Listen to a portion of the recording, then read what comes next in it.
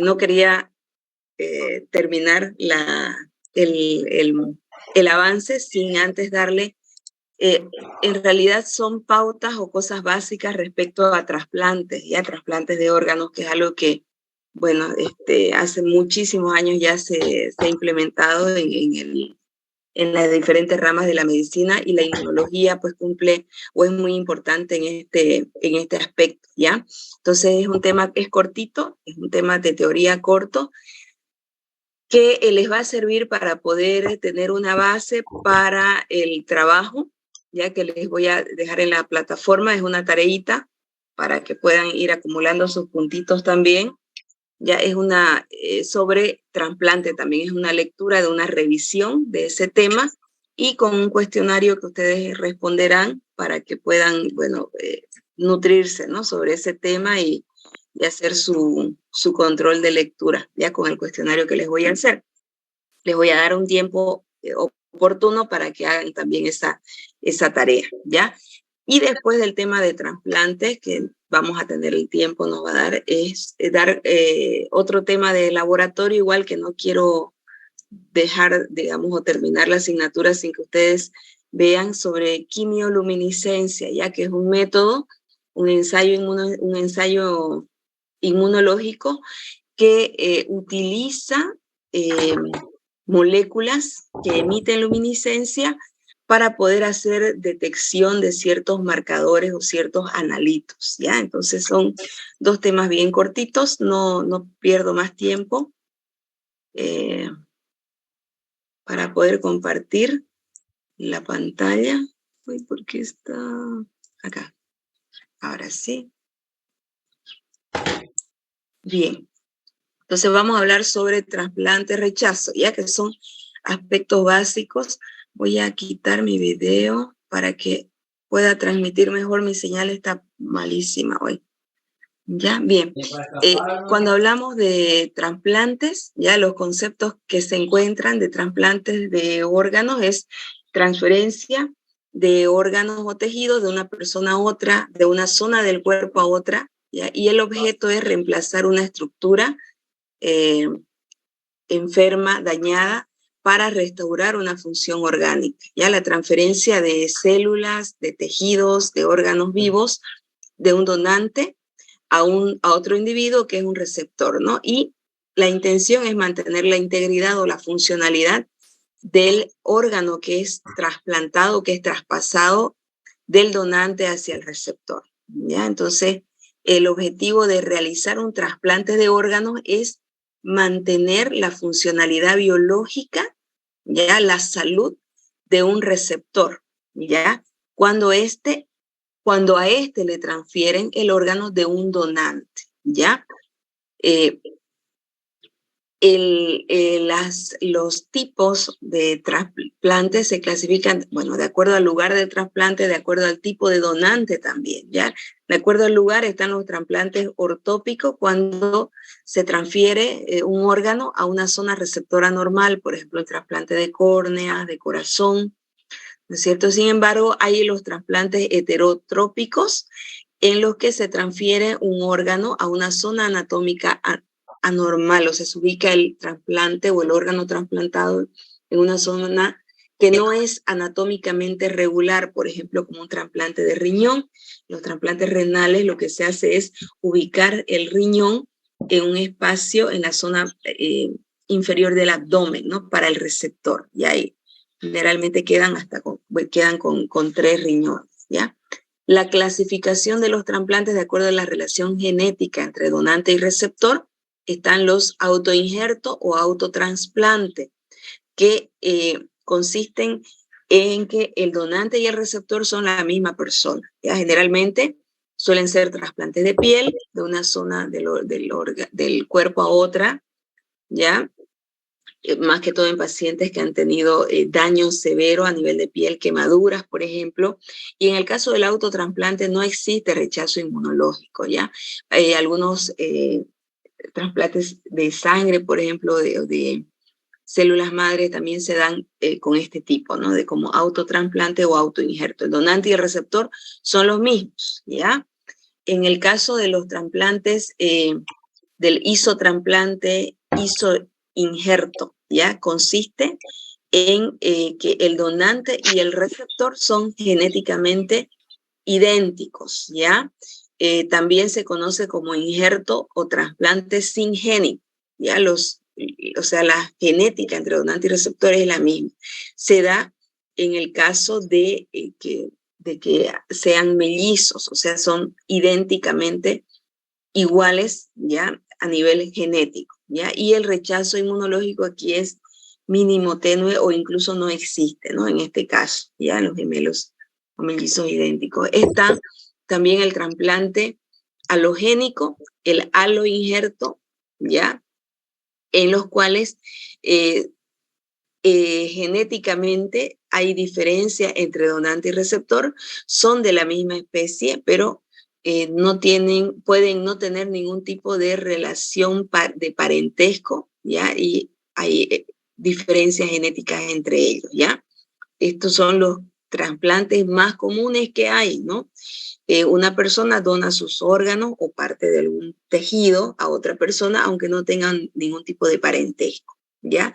En este tipo de trasplante del haloinjerto, que es la forma más popular como se conoce este tipo de trasplante, el rechazo, la probabilidad de rechazo por parte del sistema inmune es elevada, ya es fuerte en este caso, y a estos pacientes es requerido hacerles una terapia que se denomina inmunosupresora, es decir, que suprima ya o que atenúe la respuesta inmune para evitar el rechazo a ese trasplante que ha recibido el receptor, ¿ya? Está también los xenotrasplantes, que en este caso donador y receptor son genéticamente diferentes y de diferentes especies. ¿Ya? Aquí sí el rechazo inmunológico es elevado, ¿ya? Y se requieren algunos tratamientos pues no tradicionales para evitarlo, ¿ya? Estos xenotrasplantes se han estado trabajando y experimentando durante algunos años, por ejemplo, con algunos fragmentos o algunos tejidos del cerdo a humanos, ¿ya? Algunos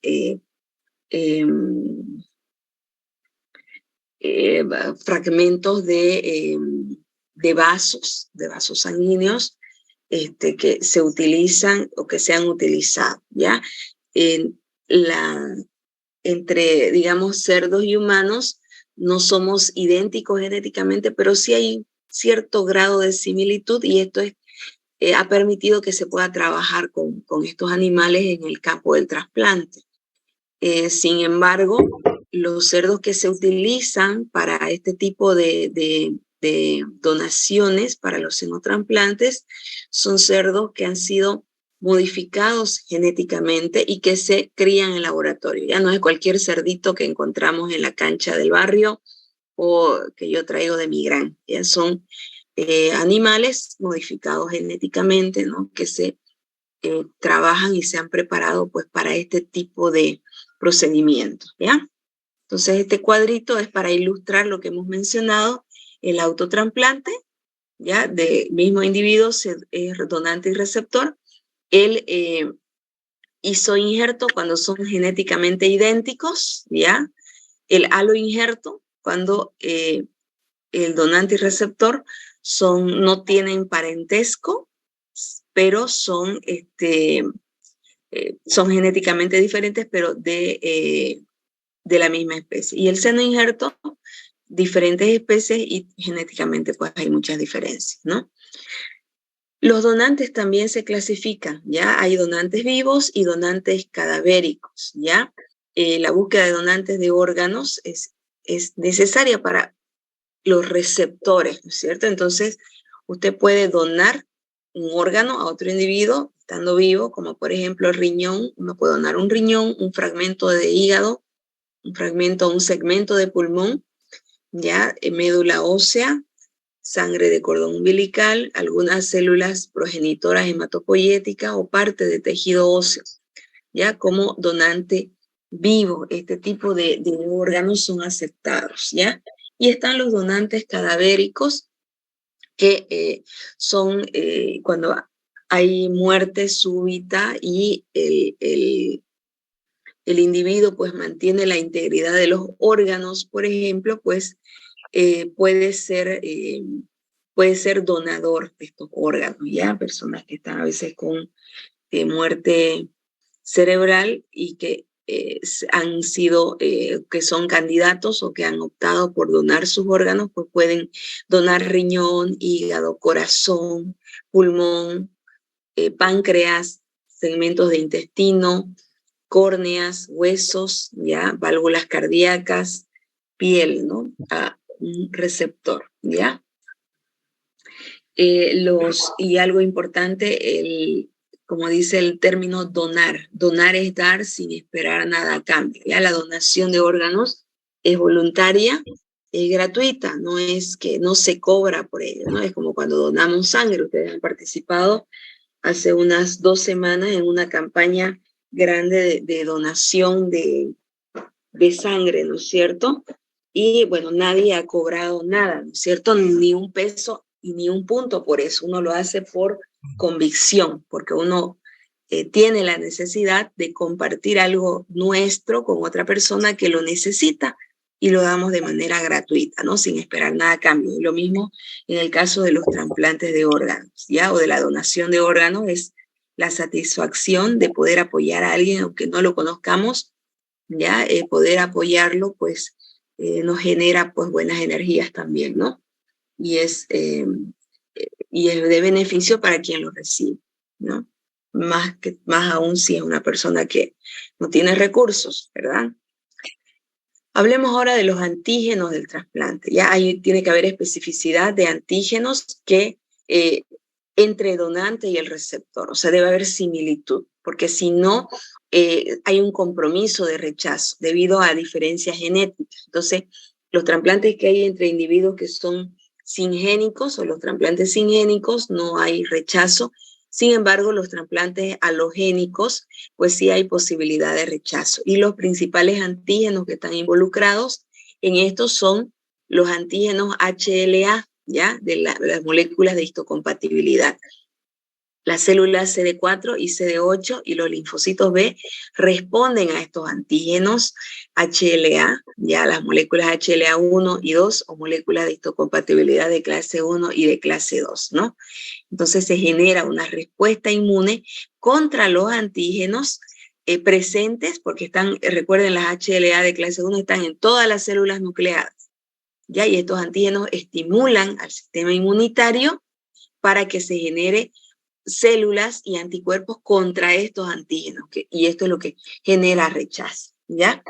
Hay una frecuencia elevada de linfocitos T que reconocen el injerto, ¿ya? El nuevo tejido, y hay modelos de rechazo. Este modelo, por ejemplo, es el de alta densidad en los determinantes antigénicos, donde los linfocitos T van a reconocer las células o las moléculas de histocompatibilidad o los antígenos HLA presentes, ¿ya? En el tejido donado, ¿no? Como células, como moléculas extrañas, ¿ya?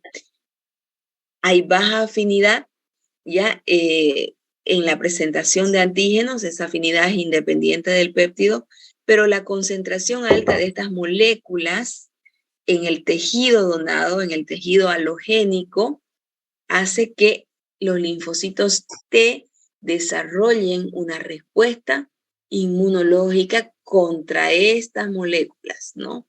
Lo que va a terminar o puede terminar en el rechazo a todo el tejido, a todo el órgano que ha sido donado.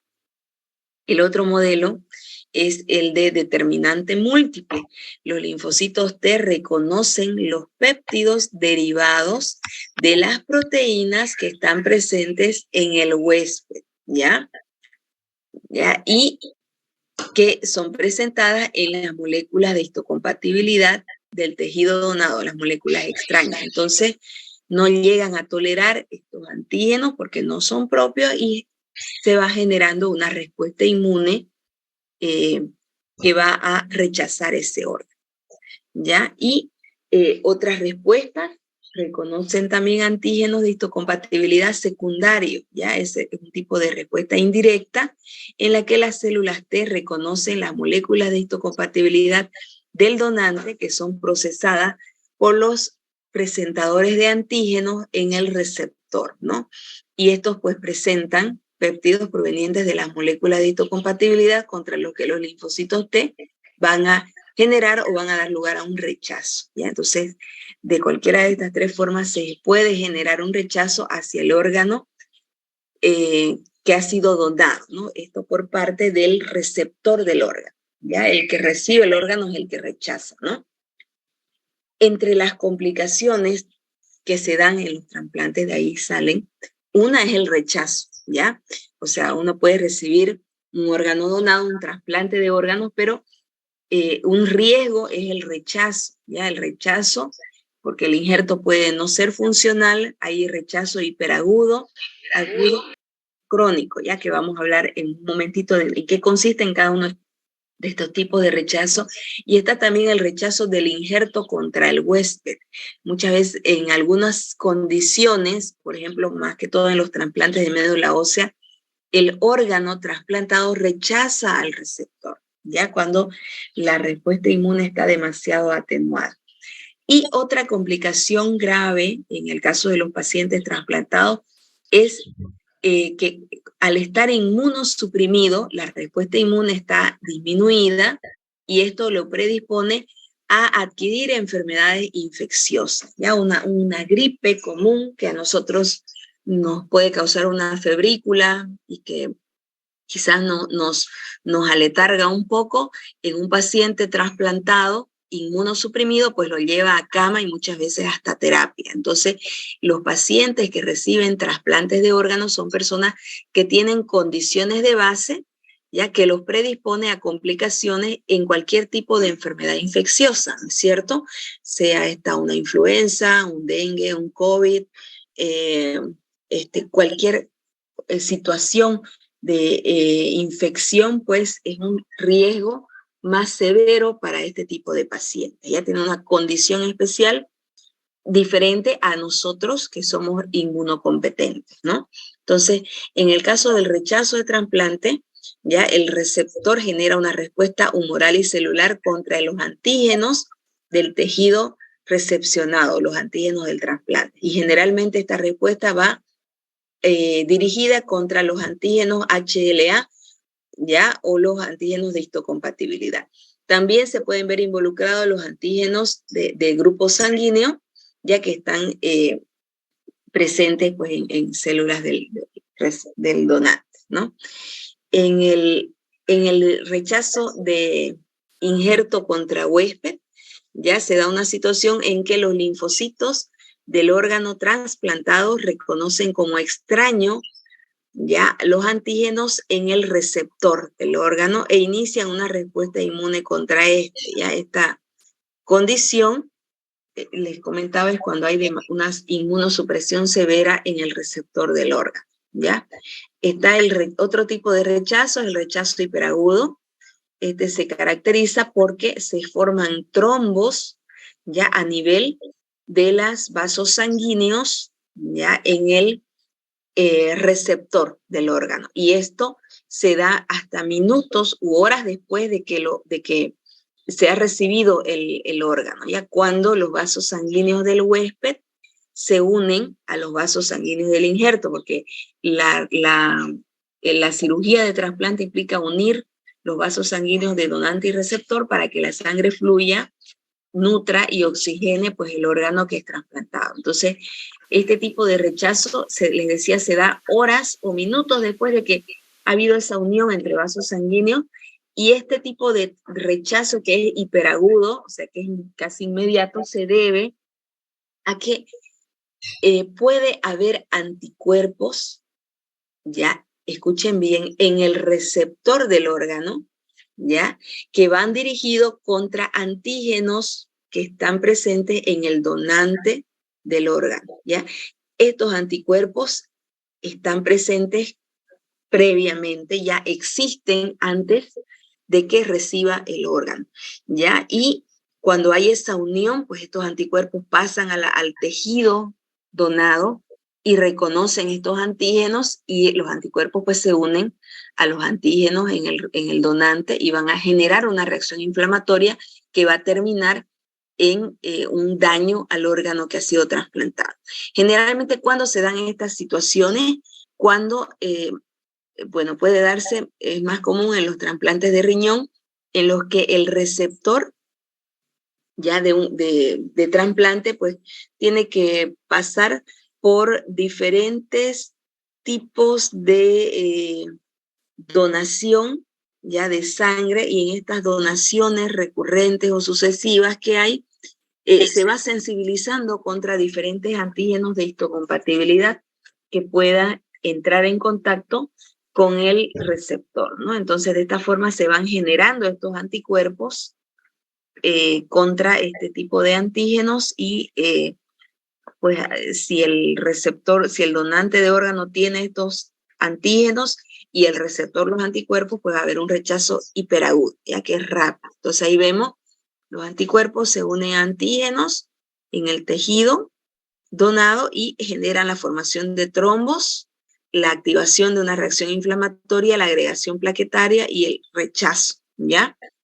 Las reacciones mediadas por este tipo de rechazo es mediado por anticuerpos. Ya el receptor se ha sensibilizado contra antígenos HLA ya en el donante y se da a nivel de vasos sanguíneos, ¿no es cierto? Este tipo de rechazo, ¿ya? Está el rechazo agudo, ya que es un proceso en el que hay lesión a nivel de la vasculatura, ¿ya? Y este rechazo agudo está mediado por linfocitos T, ¿ya? Por macrófagos y también por anticuerpos.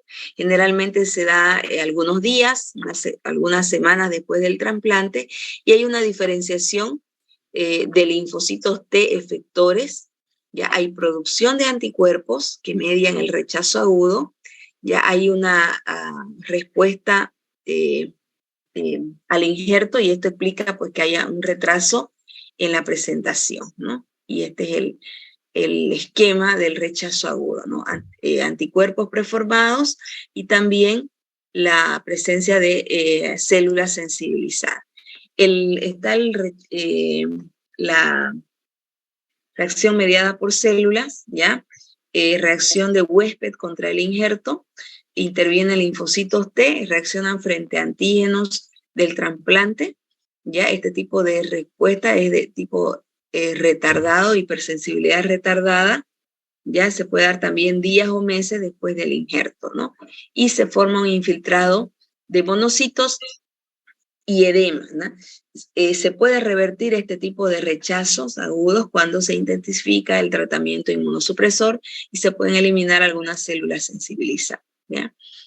Está el rechazo crónico, que es otro tipo de rechazo, que se forma un tejido fibrótico, hay una pérdida en la estructura regular del órgano donado, ¿ya? Y se produce varios años después del trasplante, ¿no? A medida que se mejora el tratamiento de control, ya en el rechazo agudo y el rechazo crónico va surgiendo como una causa principal de pérdida para el injerto, ¿no? Para el tejido trasplantado.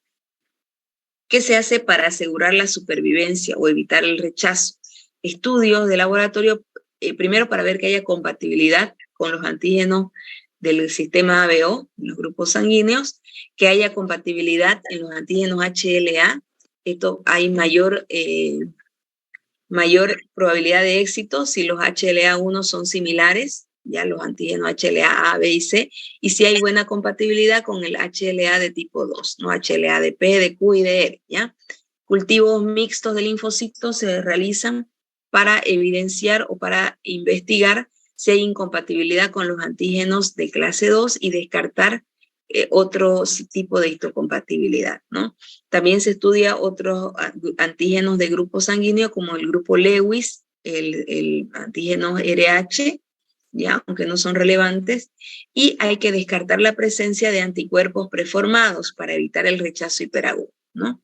¿Qué pruebas se hacen? Bueno, grupos sanguíneos importantes, tipificación de antígenos de histocompatibilidad, HLA-1 y 2, se hace ahora por biología molecular, ya en los últimos años se ha trabajado con ello, pruebas cruzadas linfocitarias para ver si hay algún tipo de rechazo, se hace monitoreo y detección de anticuerpos anti-HLA, ya esto para evitar el rechazo hiperagudo, ya se detecta o se busca la presencia de anticuerpos contra antígenos HLA.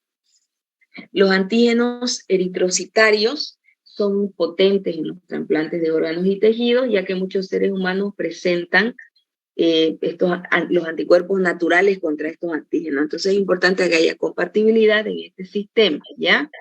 El donante y receptor pues deben tener similar tipo de antígenos en este grupo. Los antígenos de histocompatibilidad, la función normal de estos antígenos de histocompatibilidad es presentar antígenos a los linfocitos T para iniciar la respuesta adaptativa, ¿ya? Entonces, estos antígenos son específicos de cada individuo y el reconocimiento es una base importante para poder asegurar la respuesta inmune adaptativa, ¿no? Entonces, de estos antígenos se evalúa, se tipifica para ver qué tipo de antígenos tienen en el de HLA de tipo 1 y de tipo 2, ¿no? Los que interactúan con los CD4, CD8 y CD4 respectivamente. ¿Qué técnica se utiliza? Ahí está la prueba de microlinfotoxicidad, ¿ya? Que se desarrolló en el año 1964 y que ahora ya no se utiliza tanto. Les comentaba hace un momento, ahora se trabaja mayormente con diagnóstico molecular, se hace la tipificación por medio de biología molecular a través de PCR, ¿ya? Las pruebas linfocitarias cruzadas para detectar anticuerpos anti-HLA preformados contra el donante, ¿ya? Eso es importante, ¿no? Si la prueba es positiva, pues contraindica el trasplante, ¿ya? Una de las pruebas que se aplica es la prueba de PRA, ¿ya? Que para anticuerpos anti-HLA. Ya es común observar estos anticuerpos en pacientes que conforman listas de espera para trasplantes de donante cadavérico, ya que durante tiempos prolongados pueden recibir donaciones de sangre que los predisponen a que entren en contacto con diferentes antígenos y que puedan desarrollar una respuesta adaptativa y se genere anticuerpos contra estos antígenos, ¿no? Hay mayor posibilidad de rechazo, ¿ya? Bueno, dentro de las técnicas para medir y detectar estos anticuerpos están los ensayos de linfotoxicidad, ¿ya? Se puede hacer por ELISA, ¿ya? Se puede hacer por quimioluminiscencia también o por citometría de flujo, ¿ya? Hay diferentes métodos para identificar.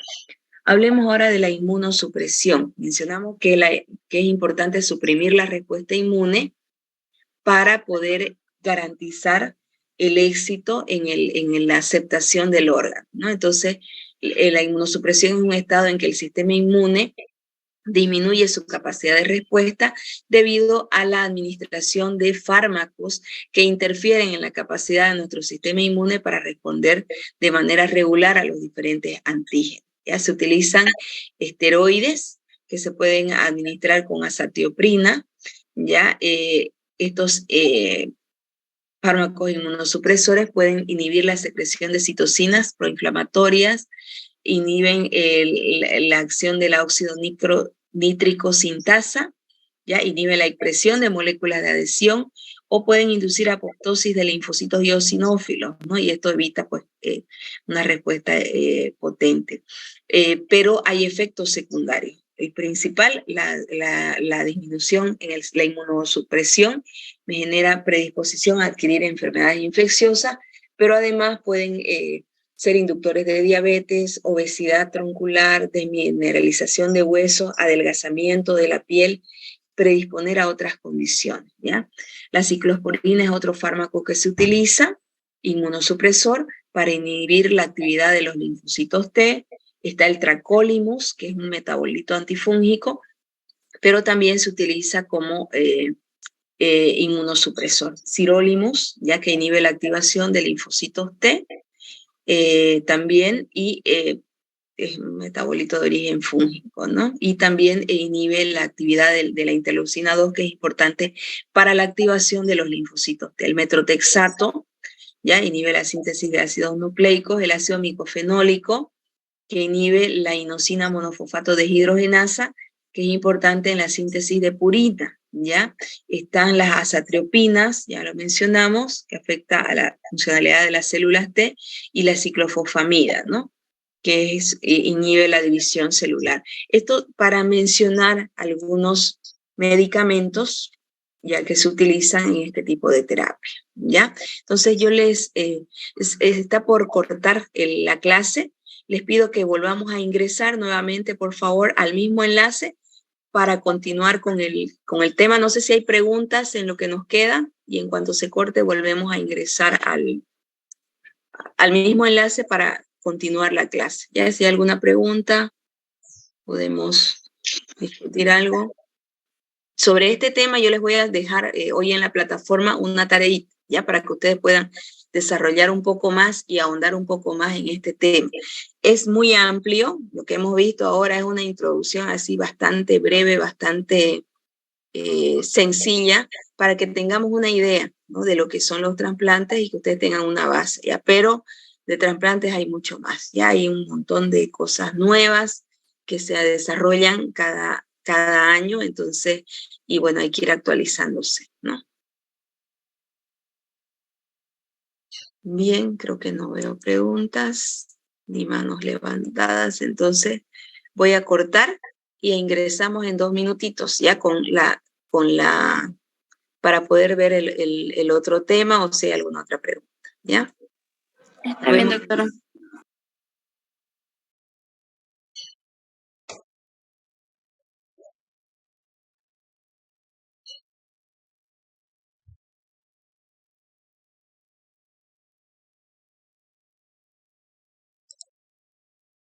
Estar hoy en la tarde la clase de laboratorio con los 2 grupos, aprovechando que nos queda algo de tiempo de la clase. Voy a darlo ahora, ¿ya? Así quedamos en la tarde libre, ¿no? Ya, el tema que vamos a dar es de quimioluminiscencia, ya en realidad es inmunoquimioluminiscencia. Ya, la quimioluminiscencia es en realidad un fenómeno químico que tienen algunas moléculas, ¿ya?, que tienen la particularidad de emitir energía en forma de luz, ¿ya? En el caso de la aplicación del ensayo de CLIA, que es inmunoquimioluminiscencia, por su abreviatura en inglés, que es Chemioluminescence Immunoassays, ya como vemos acá en la diapositiva. Este fenómeno se da cuando hay una reacción química en que hay electrones que saltan a capas más altas de energía de los átomos, ya de capas más altas a capas más bajas, ¿no? Entonces, ese salto de energía hace que la energía que se despida por parte de los electrones que han tenido esa transferencia, pues se emita en forma de luz, ¿ya? Y en general estas sustancias que son quimioluminiscentes tienen diferentes usos, se usan en las pinturas, ¿ya? Hay algunos animales, por ejemplo, que tienen estos componentes, entonces, pues hay algunas, hay emisión de este tipo de energía, ¿ya? La observación e investigación de estos fenómenos data de muchos años, ¿ya? En la antigüedad pues se pensaban que era algún hechizo o brujería, ¿no? Sin embargo, ya pues se demostró que científicamente es una propiedad que tienen algunos materiales o algunas sustancias, ¿ya? Se emite un tipo de energía luminosa, no térmica, ¿ya? Y esta emisión de luz es diferente a la combustión y puede ocurrir a temperaturas bajas, no requiere un incremento en la temperatura, y la intensidad de emisión luminiscente es baja si se compara con las fuentes incandescentes, pero la ventaja es que emite cantidades de materia pequeñas, ¿no? Y que pueden ser aplicadas o se determinó que se pueden aplicar a los ensayos inmunológicos esta propiedad de algunas moléculas para poder trabajar, ¿no? Tiene aplicación en medicina, ya, para detectar algunas sustancias químicas en algunas biopsias, por ejemplo, en estudios de tejidos, y en el laboratorio clínico ya se diseñaron sistemas que llevan a cabo esta reacción de luminiscencia. Ya se han diseñado los ensayos de quimioluminiscencia con tecnología automatizada o semiautomatizada, ¿no? Entonces, estos ensayos de quimioluminiscencia tienen buena sensibilidad para poder captar moléculas pequeñas o trazas de algunos productos, ¿ya? Y son manejables de manera muy cómoda en el laboratorio, no requieren un tipo de infraestructura especial en el laboratorio, ya que la luminiscencia que se emite pues no es dañina o no es, no afecta tampoco a nivel del ambiente del laboratorio, ¿ya?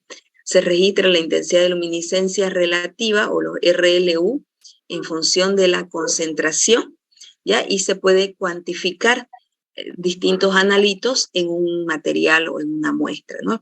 La luminiscencia tiene mayor selectividad y detectabilidad y un rango lineal mucho mejor comparado con las pruebas colorimétricas como el ELISA, por ejemplo, ¿ya?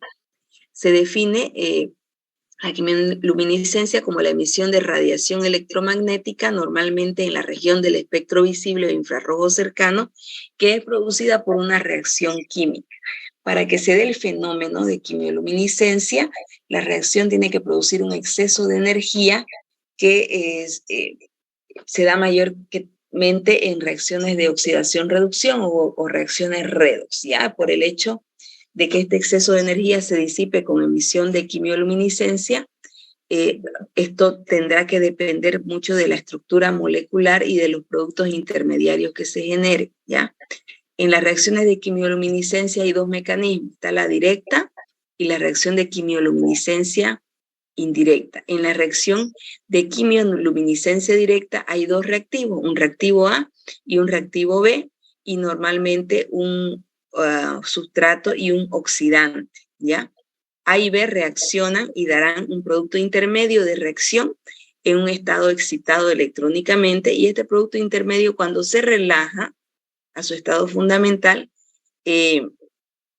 va a generar pues, una energía de activación que dará lugar a una reacción quimioluminiscente, ¿ya? Entonces, en este caso, la reacción es directa. En la reacción, perdón, en la reacción indirecta, ya hay una sensibilización o transferencia de energía. El mecanismo es el mismo que para la reacción directa, reacciona A con B, ya, pero en la formación del producto intermediario, este no podrá emitir directamente la energía para dar la quimioluminiscencia y requiere un fluoróforo o un tercer involucrado, ya que transfiera la energía para que esa energía se traduzca en energía luminiscente que pueda ser captada por un equipo, ¿no? Para la lectura. En cualquiera de las dos, sea directa o indirecta, mayormente se utiliza la quimioluminiscencia indirecta en los ensayos de laboratorio.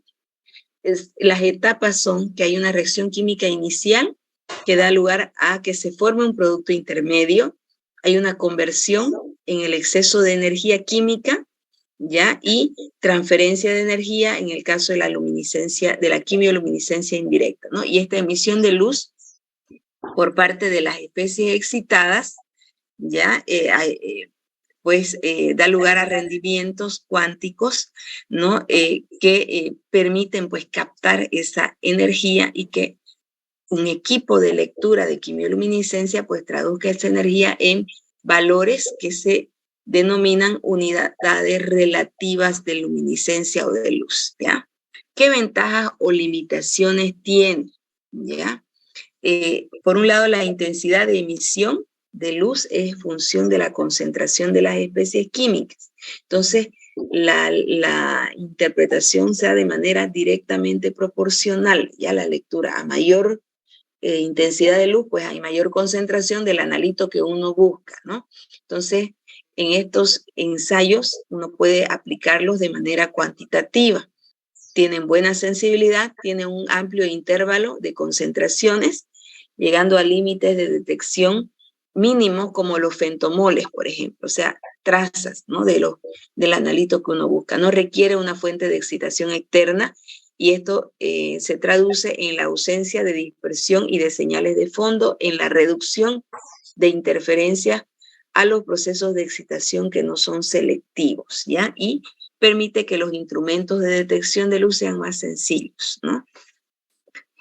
Es versátil la prueba porque se aplica la técnica para cualquier especie que participe en un proceso de quimioluminiscencia, sustratos, catalizadores, inhibidores, fluoróforos, ¿ya? Van aumentando o disminuyendo su concentración de acuerdo a cómo se dé la reacción, ¿no? Y se acoplan fácilmente, ya como método de detección en cromatografía, electroforesis o en los inmunoensayos, ¿no? Como la quimioluminiscencia. Los factores experimentales que afectan el rendimiento de la velocidad de reacción es la estructura de la molécula, la naturaleza y concentración de las sustancias, el catalizador, ya la fuerza iónica, la presencia de iones metálicos, ¿no? Depende del disolvente y el medio de solución donde se dé, ¿no? El tiempo de medida de la señal es una limitación también, ya que varía en función del tiempo, la cantidad de luz que uno capta, ¿no? Entonces lo importante es que tras la mezcla de los reactivos, la emisión de luz alcanza un máximo y después va cayendo hasta una base, ¿no?, en un destello menor. Ya, por lo tanto, las lecturas de estas pruebas, cuando uno aplica estos métodos, deben hacerse de manera inmediata una vez termina el tiempo de reacción. Si comparamos con los test ELISA, que ya ustedes conocen y que hemos realizado en el laboratorio y en las prácticas, ya los ELISA son ensayos versátiles, factibles para realizar, han visto, es sencillo, no requiere un entrenamiento específico, ¿no es cierto? Se puede aplicar para distintos analitos en el laboratorio, pero si requerimos hacer detección de concentraciones menores de un analito, lo ideal es el ensayo de quimioluminiscencia, ¿ya? En el ELISA, por ejemplo, se utilizan anticuerpos conjugados con una enzima y una vez se añade el sustrato, hay que esperar la catálisis de la reacción química y que haya un cambio, ¿no es cierto?, visible y cuantificable, ¿ya? Esto en la quimioluminiscencia no se da porque uno no puede apreciar, por ejemplo, un cambio de color en el pocillo, porque no se ve, no se capta visualmente como en el ELISA, ¿ya?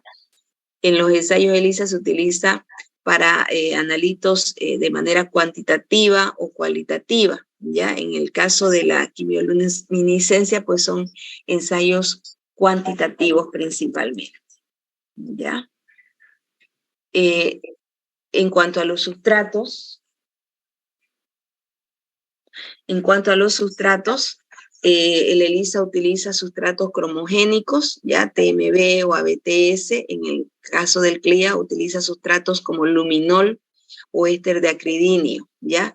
La señal en el ELISA, dijimos, es cambio de color. En el CLIA se mide emisión de luz que no la podemos percibir visualmente, ¿no? Y el CLIA es mucho más sensible, es ultra sensible respecto al ELISA, ¿ya? Por otro lado, es más rápido el procesamiento en el método de CLIA, ¿ya? Y, bueno, el ELISA, el tiempo de lectura es un poco más estable que en el CLIA, ya que es una ventaja del ELISA versus el CLIA. Sin embargo, los límites de detección mínimo que hay en CLIA son menores al ELISA, es decir, uno puede la técnica de CLIA es ultra sensible respecto al ELISA, ¿ya? Tiene mejor rendimiento, dijimos, es más sensible, ¿no es cierto? Hay buena linealidad para hacer las lecturas y capta pues cantidades mínimas de un analito, ya cantidad de trazas de un analito, lo que en el ELISA no se da, ¿ya? Los sustratos de CLIA tienen una vida útil de 3 años, que es superior al ELISA, ya los resultados más rápidos en incubación, por ejemplo, ya mencioné hace un momento, en el CLIA es mucho menor, ya los tiempos de incubación son menores, entonces acorta el tiempo de trabajo y hace pues que uno pueda emitir los resultados de manera más rápida, ¿ya? Y el ensayo del CLIA es fácil de aplicar en un laboratorio. Si ya uno hace un ELISA, pues hacer una quimioluminiscencia no es tan complejo. Simplemente es adquirir el equipo que hace la lectura, el quimioluminómetro, ¿ya? Que incluso ahora vienen, por ejemplo, los equipos, le lee para ELISA y también para CLIA. No cambia el modo de lectura del equipo, ¿no? Y es fácil de adoptar. Se puede automatizar, uno puede adquirir equipos que son robots que procesan de manera automática o puede hacer semiautomático también, como lo que hicimos en laboratorio, ¿no? Procesa uno y la lectura la hace en el equipo, ¿ya? Vamos a ver rapidito un protocolo de trabajo para que no se queden con la duda cómo es, ya para hacer quimioluminiscencia para detectar antígeno prostático específico, o PSA. Ya fíjense, ahí hay una imagen, una foto. Esta es una línea de reactivos, hay infinidad de líneas de quimioluminiscencia en el mercado. Ya, vamos a pasar. ¿Cuál es el fundamento? Ya tenemos un anticuerpo marcado, ya con una enzima que se adiciona junto con la muestra, y a este un anticuerpo marcado con biotina que se va a ligar al anticuerpo marcado con enzima. Sobre este se adiciona un sustrato enzimático, ya que va a unirse al complejo antígeno-anticuerpo, y luego se hace la lectura. Ya es rápida la técnica. El reactivo, el kit contiene los pocillos de reacción. Fíjense, no son fondo claro, es un fondo blanco, ¿ya? Una placa blanca. El formato es similar al ELISA, por eso es que si usted tiene ELISA puede adoptar el CLIA con facilidad. Una solución de lavado, tiene un trazador enzimático, reactivo A y reactivo B de señales, ya que contiene un peróxido de hidrógeno, que es el sustrato, y el luminol, ¿ya? Y los sueros calibradores, ¿ya? Porque el método es cuantitativo, ya se hace, por este método son para hacer cuantificación, ¿ya? Un minuto, por favor, chicos.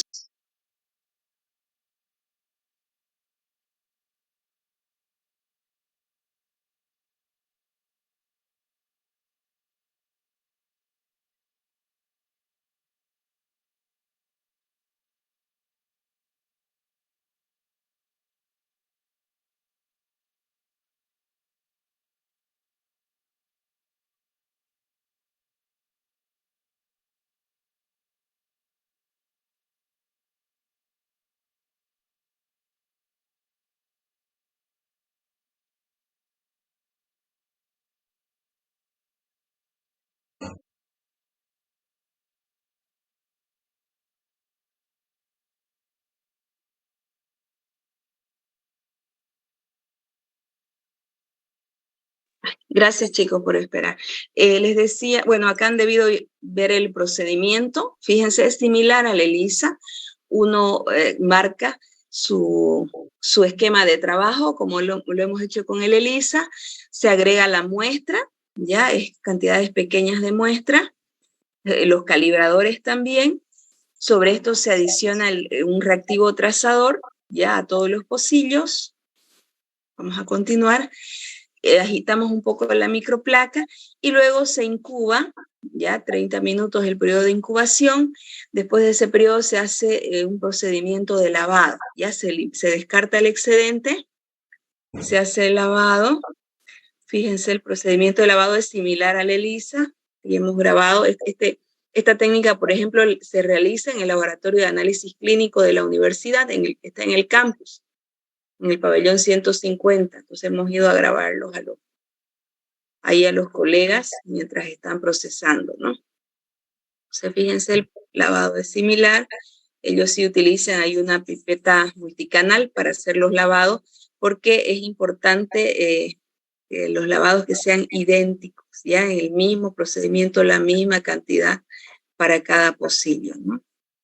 Entonces ahí los lavados se hacen 4 lavados, ya con 300 microlitros, 350 microlitros de solución de lavado, La solución de lavado igual viene concentrada, similar a la que nosotros utilizamos, ¿no? O sea, ahí está, me olvidé, era primero, ahí está descartando el excedente y procede a realizar el lavado, ¿no? Entonces, es similar a hacer una prueba ELISA, el principio es diferente, ya es otro el principio, pero y la lectura obviamente pues les da otro tipo de, detecta no color, sino unidades relativas de luz, ¿no? Que se traducen en valores, ¿ya? Algo importante también que van a ver al final es que, bueno, que está acá, no la logré acomodar la imagen como quería, ¿ya? Pero este es el equipo que hace la lectura de luminiscencia, fíjense, y tiene un software, o sea, va ligado a una computadora, se programa la computadora, viene un programa que se instala en la computadora, uno coloca la lámina y en el software va registrando los datos de los pacientes y al hacer la lectura le emite directamente el resultado para cada paciente, ¿ya?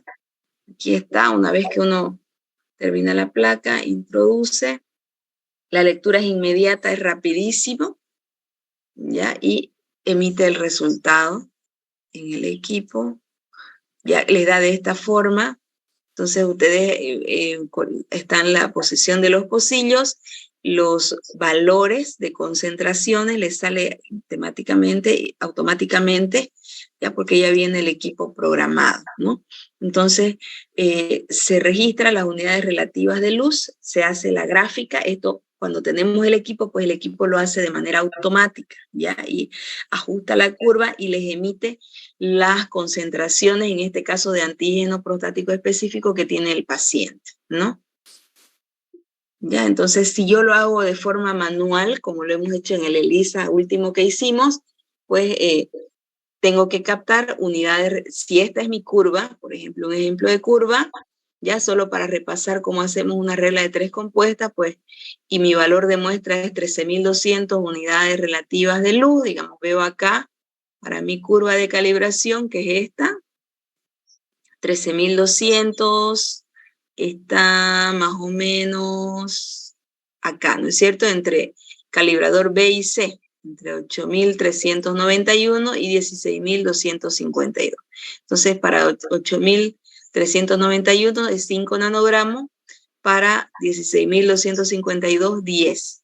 Entonces, 13.200 X, ¿no?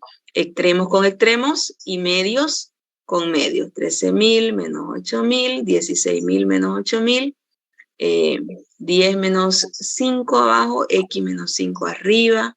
Hago el despeje correspondiente y el valor es 8,058. Ya, entonces, pensé que había otra diapositiva. Ya, entonces, vean que es sencillito el tipo de cálculo que se hace, ¿ya? Esta presentación y la anterior, la del trasplante, yo las voy a subir a la plataforma para que tengan material para poder revisar ya para el segundo parcial, que está programado, si no me equivoco, el 11 de enero. Ya me he perdido. Fecha de su segundo parcial. Balón a la mañana. No recuerdo muy bien la fecha, pero revisen el rol. Ya estoy perdida con la fecha. Sí, doctora, ahorita, es miércoles 11 de enero. Miércoles 11 en la mañana, ¿no es cierto? Entonces tenemos el parcial. Ahora tenemos pendiente nuestro examen de laboratorio, ¿no? No sé si están ustedes con disponibilidad de tiempo para que lo rindamos el día martes, martes 3 de enero. ¿A qué hora, doctora? Podría ser en la tarde. Ya, no sé, tipo 4 de la tarde, 3:30, 3:30, 4 podría ser. 4 de la tarde, doctora. Ya, a las 4 de la tarde entonces daríamos nuestro segundo parcial. ya en nuestro agua, en el ambiente que tenemos en teoría, en el módulo, ¿ya? Esperemos a ver cómo se dan los sucesos lamentables que han pasado el día Doctora, de una ayer. consulta. ¿Sí? ¿Podría subirlo, por favor, a Classroom lo demás laboratorios si se podría, digamos? Porque yo veo hasta el 4, creo. Por favor, Sí, para sí, que sí. vayamos estudiando. Sí, voy a subir todo el material, ¿ya? No tenga Doctora, va a ver. Ya está bien, gracias, doctora. ya. Doctora, una consultita. No. ¿Habría posibilidad de que el examen de laboratorio lo demos después del segundo corte, del segundo parcial?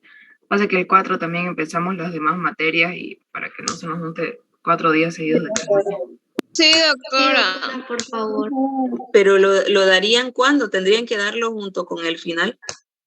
O el segundo parcial con el laboratorio, es la otra opción también, ¿no? ¿Por qué no? Digamos laboratorio, segundo parcial y laboratorio, ¿les parece? No, Incluso final, hasta sí, por- doctora. Sí, está bien, doctora. Está bien al final con el laboratorio. Yo prefiero el segundo parcial. Ya les Sí, conviene doctora, más. está bien. Porque va a ser menos lo que van a tener que estudiar, ¿no? Que para el final. ¿Ya? Y también hasta para mí mucho mejor, porque así justo en la mañana tengo examen el martes, y así ya no vengo mañana y tarde. Doctora, Ya, disculpe, me ¿nosotros da- vamos a tener final? Porque en la mayoría de las materias la fecha del final la estamos tomando como repechaje. Así siempre ha sido con las materias de su nivel, ¿no? Ya ustedes saben esas normas, entonces como que no las repetimos tanto, es un secreto entre nosotros, pero todos sabemos, ¿verdad? Que es así. Ya, Así que, doctora. Otra cosita, ¿será que nos listo. puede decir qué temas van a entrar en laboratorio, doctora?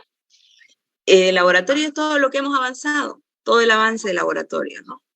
Que deben Ya. tenerlo anotadito en su cuaderno de apuntes y bueno, el material les voy a subir, por ejemplo, lo de hoy y lo de los de Lisa, hasta ahora es jueves, ¿no?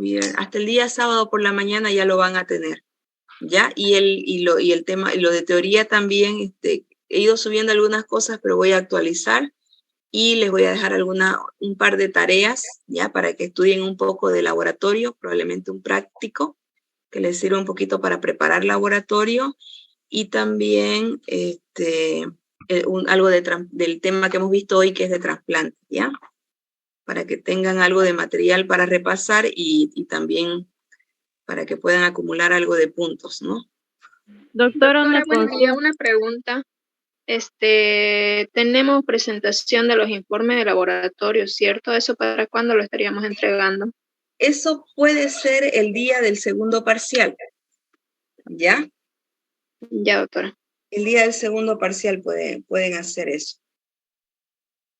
¿Listo? Bien, ¿alguna otra pregunta? ¿Incluiría quimioluminiscencia, doctora, en esos informes? Sí, no, quimioluminiscencia no, porque, perdón chicos, es que estoy quedando sin energía.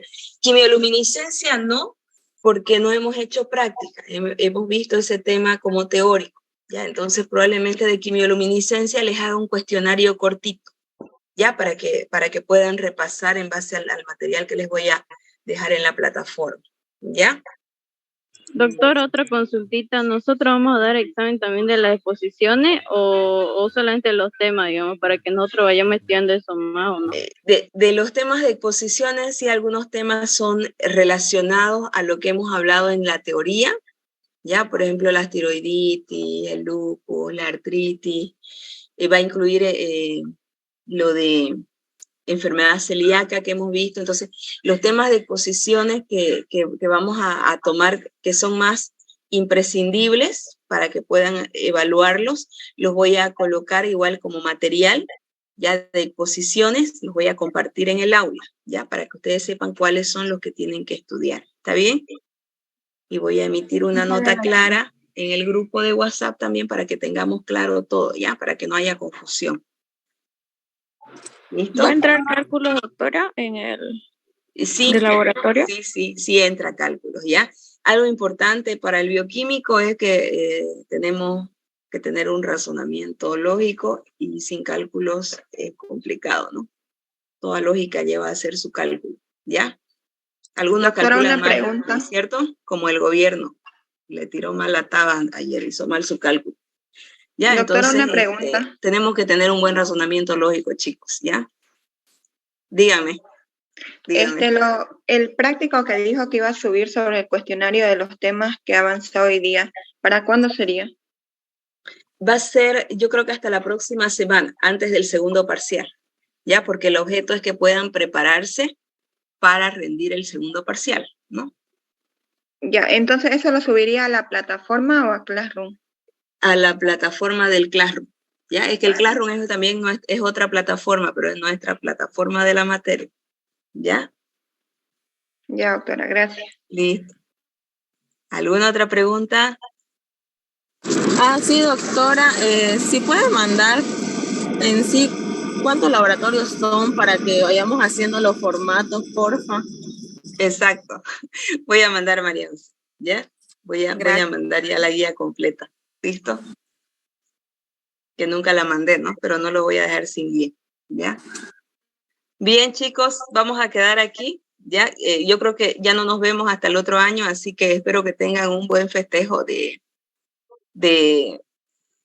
fin y de inicio de año, ¿ya? Siempre cada año hay que esperarlo con ansias y pensar positivo, ¿no? Las cosas tienen que ir mejorando de a poco. ¿Listo? Nos vemos entonces en los próximos días, ¿sí? ¿Alguien más, alguna pregunta? No, doctora, que nos los manden los materiales antes del año nuevo. Claro, claro. Van a estudiar en el feriado todos. Sí, Yo pensé que iban a dependemos fiestear. del Hay que examen. celebrar también, ¿no? Hay que celebrar, chicos, están jóvenes, ¿no? Algún tipo de celebración tienen que hacer. Se llevan así sus apuntes de inmuno, ¿no? En su cartera o en el bolsillo del pantalón. Bien, nos vemos entonces, chicos, y felicidades, ¿ya? Y que, bueno, les envío el material para que puedan tenerlo